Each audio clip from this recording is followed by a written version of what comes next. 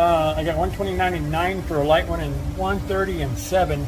So my lightest one is 90.5 and my heaviest one is 92.6.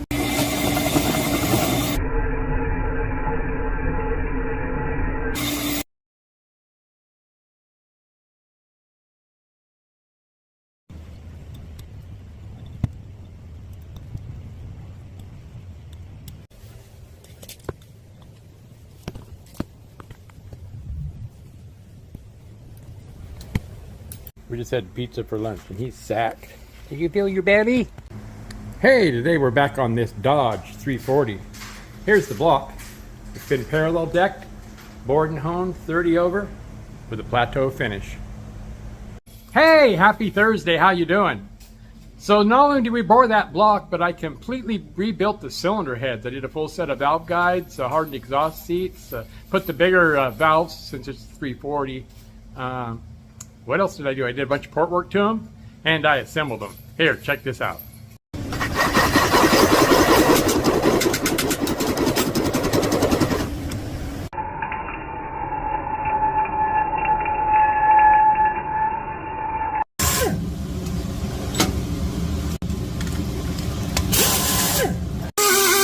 I'm only going to take a little bit out.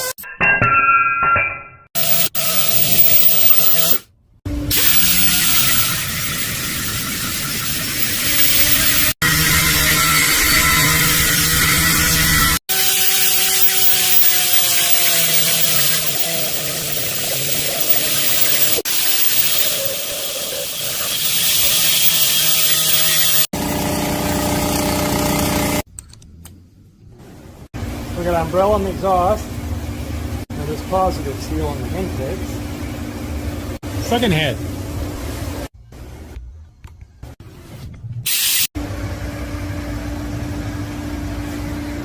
Came out beautiful.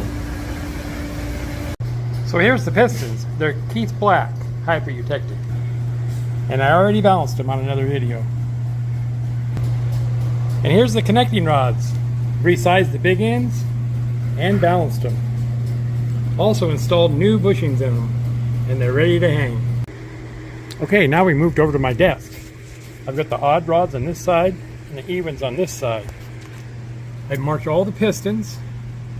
The numbers are at the front, and I've also, it's on the other side, put a line here, and that will correspond with the bearing tang.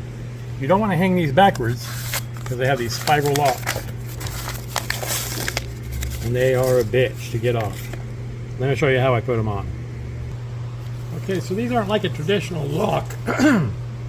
They're a spiral lock. So in order to put them on, you have to stretch these just a little bit. You don't want to overstretch them, because then you'll get a kink in it. Kind of like a slink in or a kink in a slinky. Can't talk. I guess slinkies are made of plastic now, aren't they? They used to be made of metal. So this kind of compresses it a little bit in diameter doing this, and makes them easier to install. There you go. Let me do all of them.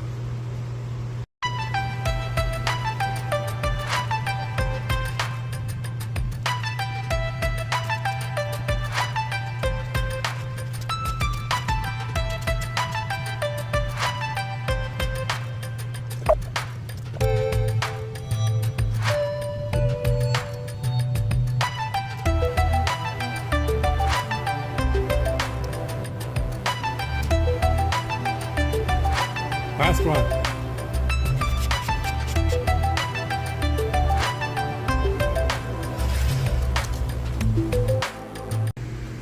Okay, there you go. That took 6 minutes and 44 seconds before I sped it up. Now, it's time to put the clip in one side. Now when you get your pistons balanced at a machine shop, don't mix these pins up, because I might have done what I did when I balanced these. Check this out. So my lightest one is 90.5 and my heaviest one is 92.6. Well, that's performance orientated, isn't it? That's 2.1 grams. So the pins, I got 129 and 9 for a light one and 130 and 7. So I can pick up 8/10 of a gram by putting the heavy one and the light one here. So let me get those all sorted and we'll reweigh them. Okay, this is my heavy one, but I put the light pin in it. So 22 and 5, 22 and 6, 22 and 4, 22 and 2, 22 and 4, 22 and 4, 22 and 3, 21 and 2. That's the one we got to match. So we got to get them all down to 21.3, 721 obviously. So that is 1.3 grams off of this one instead of a couple. So let me see where I can get some metal out of this. I'm going to drill just a little bit in these holes and then I'll work this side. Okay, so I'm ready to drill these holes.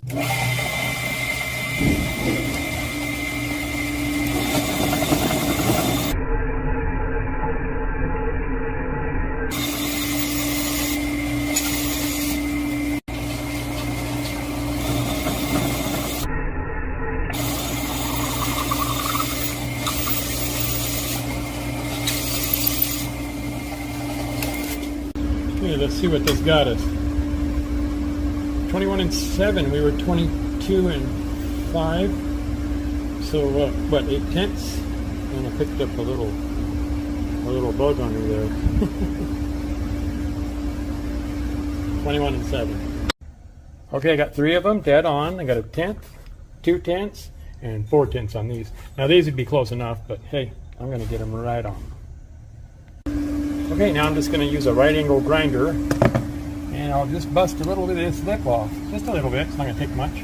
And I have this cool piston vise made right here in Portland by the Lance Manufacturing Company. How old do you think that is? Let me get to grinding. Okay, this one's going to take just about nothing.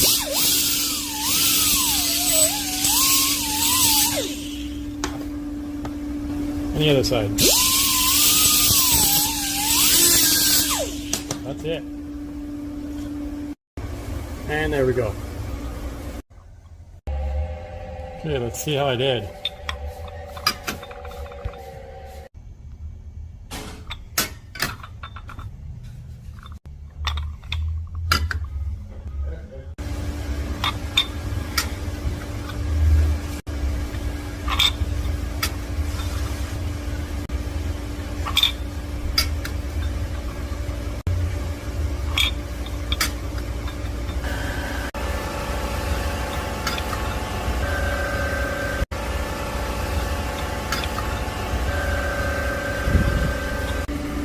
There you go. They're spot on now.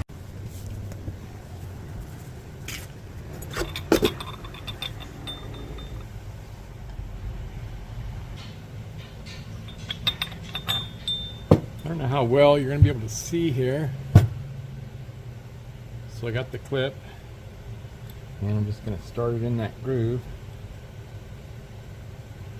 and then just work this around. I made this little screwdriver. I don't always use it. Where are you guys at? Put a little V in it there. You can also take that and run that around. But it's easier just to do it like this.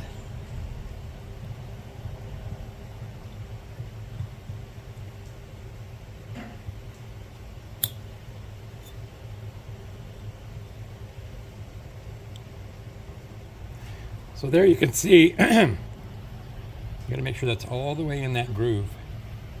I'm going to do all of them, and I'll do them on the side I numbered, which is the front of the piston, and that'll help me orientate them when I put the pin in at the rod, and I'll put this side in. So let me do all of them.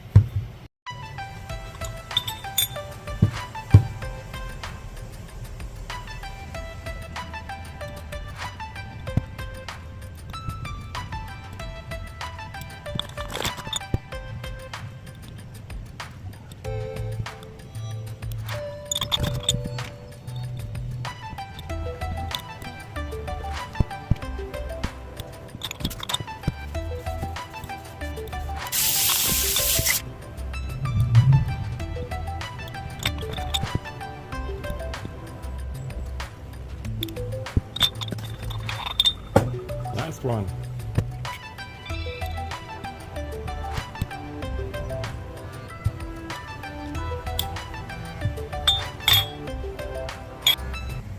Alright, so I got a clip in one side of all these.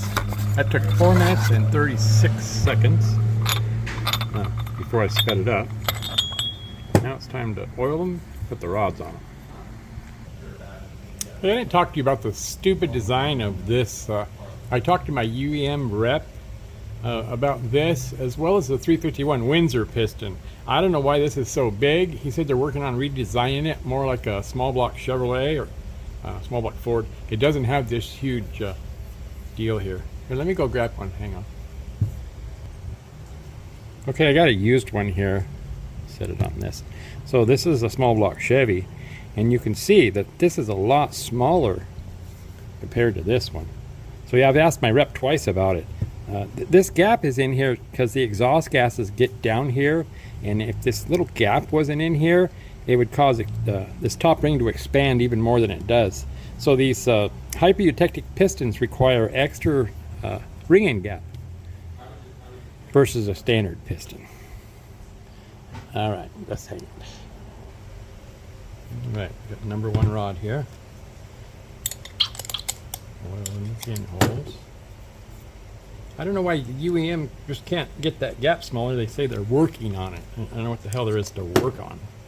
Let's just make the damn thing smaller. They do the same wide gap on a, I guess I better get the pin in here, huh? They do the same wide gap on a, the 327 has that big gap too. And just, I think for no apparent reason. So this just slides in there. You don't want anything to bind on this. Gotta have some clearance. Need clearance. Clearance. And this clip goes in just like the other side. Except my hands are oily now.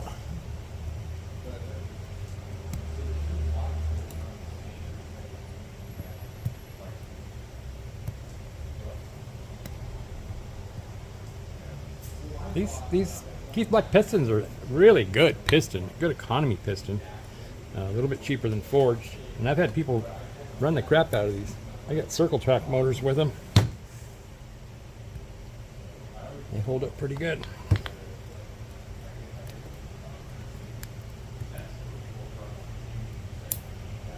There we go, we're in. Now I'll check the orientation. We're good. You do all of them.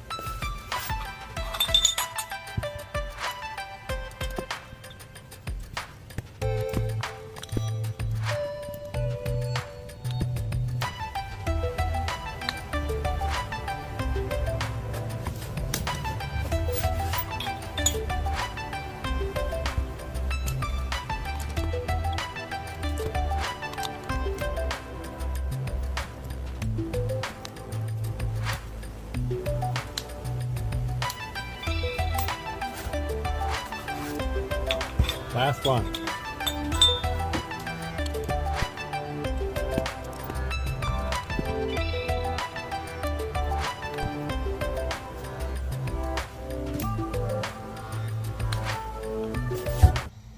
Hey, check out what Bear's doing. We just had pizza for lunch and he's sacked. Did you feel your belly? Oh, good boy. All right, go back to sleep. here you go. I got them all hung. Now I have to check them for proper alignment to make sure none of the rods are bent. So there you go. We ran into a little hiccup. We were going to assemble this tomorrow, but David was doing the ring gaps because the Keith Black pistons do require extra ring gap factor of 6.5 thousandths per inch of bore. So we're shooting for like 27. The tops are all at 18, so we file fit them. And he went to do the second rings, and he got 31, and then a couple 35s. And these are Hastings rings. Great manufacturer. I'm not sure what happened. Anyways, I got to order some rings in the morning, and then we'll be assembling this thing. So thanks for coming along, you guys. Hey, you guys come out and see me again, all right? And be nice to each other. Bye.